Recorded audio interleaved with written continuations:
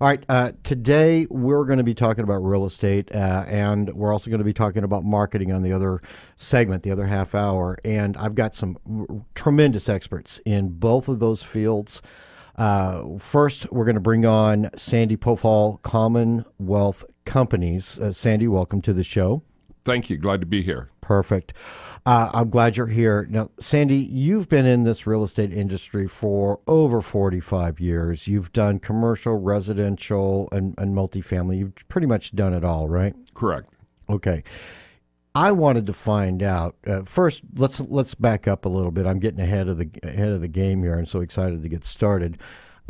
Introduce yourself to the audience. Give us a brief bio on you and what Commonwealth Companies does, and then let's talk to people about how they make money in the real estate industry from your experience across the board. Okay?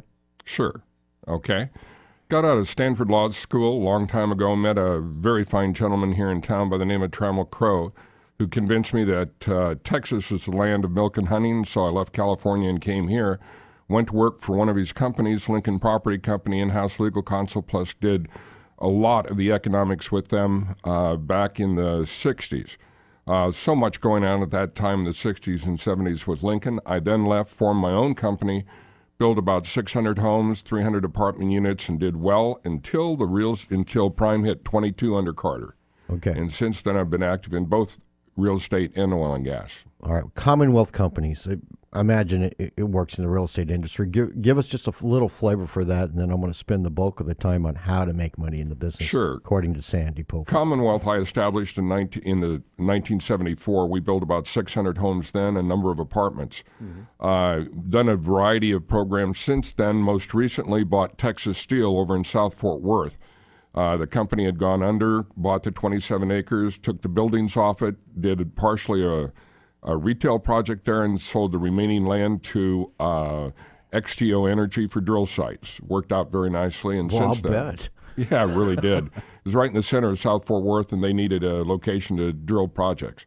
The retail market was a little soft at that time, so as I like to say, I'll take dumb luck over brilliance any day, and was able to sell it to them. Yeah, that's about my story. All right, now let's get into this business of making money in real estate, whether it's residential or commercial real estate. You've got the formula.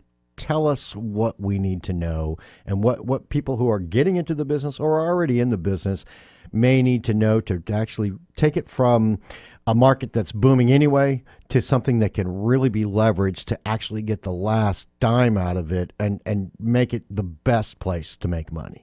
Okay, fine. Real estate is totally exciting. It really is.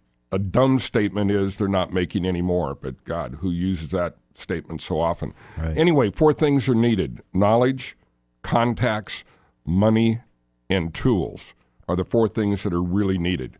Insofar as knowledge is concerned, if you're just starting out in real estate, if you're getting out of college or you've been out in 2 or 3 years, the best way to start is go with a major company. If it's commercial, go with Trammell Crow Companies, Henry S. Miller, CBRE, Richard Ellis. They have great training programs, and you get great contacts going with those people. So that's what I'd highly recommend there. If it's residential, if you have more interest in single family, then Ebby Halliday, Coldwell Banker, Ollie Beth Allman are also good companies. Great training programs, great contacts, great work ethics. So being young, starting out, those are great places to begin. All right. Now, you mentioned knowledge, contacts, money, and resources. So you got to know the market, know the place you want, and your tools. Those are the initial tools of success. Is know your business. Is Yes. What you're saying. Let's slow down a little bit and get through these. Now, the contacts. You mentioned some pretty high profile names. Do you have history with these names? Yeah.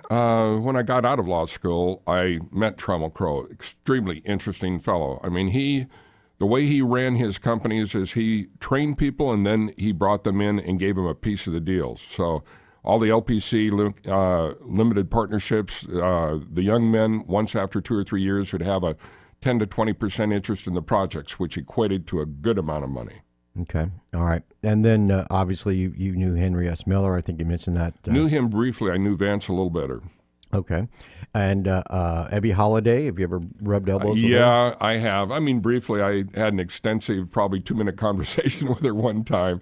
And what a fine lady. She really is. And it's amazing. She is here and still contributing strongly. All right, so you've got these are legacy names in this area. And the legacy names, the Miller Company and Abby Holiday. That's more of a Texas name, but Trammell Crow is a worldwide name. You brought up residential Caldwell Banker, and then you have another name in here that I'm looking at, Allie Beth Allman. She is, I've not met Allie Beth Alman. I know some of the real estate brokers with her, and she has done a very fine job as far as establishing her name here. She's a local real estate company, very highly thought of. Okay, now mentoring.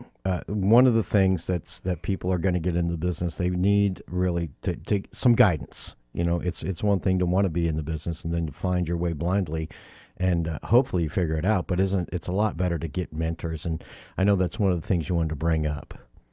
Correct. In mentoring, the major companies I just mentioned is a great way of mentoring, but you can do it individually as well. We'll get into it in a minute, but there are some good meetup groups you can go to. But find the people that are doing well, that are excelling, that maybe were lecturers at some of these conferences, and go up to them and say, hey, I'd like to work with you. And it's sort of an honor to be asked. Sometimes they will, sometimes they won't. But you can work with them, sort of be their bird dog, their helper, and you can learn a lot. It's to their benefit because you can bring them deals, or you can be their gopher. You can learn a lot in that manner. But there are also, such as Kristen Gerst is starting the Real Estate Empire Group mentoring program. So there are also small programs you can do to be mentored in real estate. All right. So what about conferences? You mentioned networking before. Are there any conferences that you know of that might help people along the way, and they could either find places to invest or ways to enhance their process of increasing their wealth in this sector? Probably one of the biggest ones is called the REI Expo.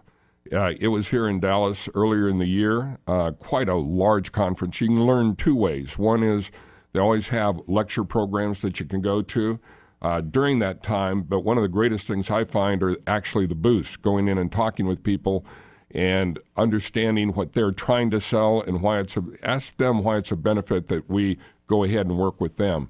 But it's both the booth and the lectures. The second one is one that was just this last week here in Dallas called the Small Business Expo. There are a lot of tools that can be used. Certain things like SCORE, which is some of the retired people that'll come in and mentor people in not only real estate but another number of other companies. So the Small Business Expo here in town is good once a year. All right. What about books, magazines, hard copy stuff, things that people can read up and look at? This is really great. Some of the legends of real estate have put out some good books. Of course, the classic one that everyone has heard of is Rich Dad, Poor Dad. Some good information there. Also, there's some magazines like the National Real Estate Investor has some good information in it. The NAHB, the National Association of Home Builders, has a good magazine. Here locally, D Magazine, they'll give you a lot of good contacts as far as what's happening. They'll have annual issues that are quite good as well. Lastly, there's one called International Living. And once you've made your money and you want to go ahead and spread your wings and go to Ecuador or other countries, International Living has a good insight on that. All right. What do you think about, let me stop for a little bit and ask you about that. The domestic market for real estate versus an international market for real estate. What are your thoughts about investing abroad in real estate versus keeping your money here at home? First thing that comes to mind is you can lose your shirt overseas very quickly, unless you really know what you're doing. But you go down to Panama, Ecuador, other countries, and they're really opening up. And there are some good investments. But if you've got, if you've got proverbially $100, keep the 90 here in town and do 10 overseas or something, and just treat it as something interesting to work with. But there is down in San Jose in Costa Rica, in that area, there's some good money being made. But still, don't dissipate your efforts down there.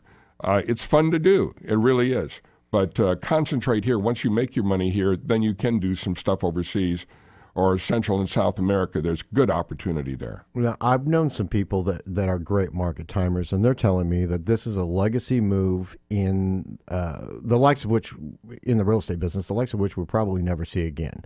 So I just wanted to get your opinion on that. From what you've seen of the industry, do you feel that it's got a lot more leg to it, as well as, from a guy in it, not a technical analyst looking at market trends?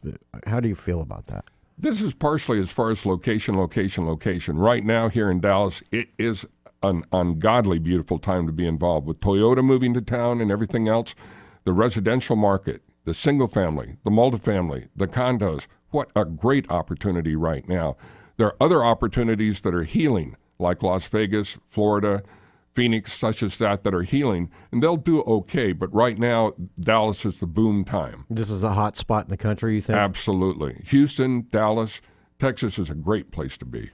All right, we gotta go to a break, Sandy. But before we do, there's people out there that are looking for better investments for the real estate, that have experience, and people that are brand new in this business, trying to find the most conservative yet highest yield for their money. Because when you invest in real estate, you're not looking to take that big of a risk. How does somebody reach you to get to know, pick your brain a little bit, get to know what you're doing and why you're doing it better? Anybody is willing to go ahead and email me. My email is cfsandy@gmail.com. Always be interested to hear from people if you'd like to reach me. All right, that sounds good. Let's take a break. On the other side, we'll come back with Sandy Pofahl, Commonwealth Companies, and we're going to talk more about money. We're going to talk about the tools and drill down into some of these local contacts that you might be able to avail. We'll be right back on the other side of this break. You've been listening to Michael Yorba on the New Equity Network, 1160 AM KBCE, DFW's Business Authority.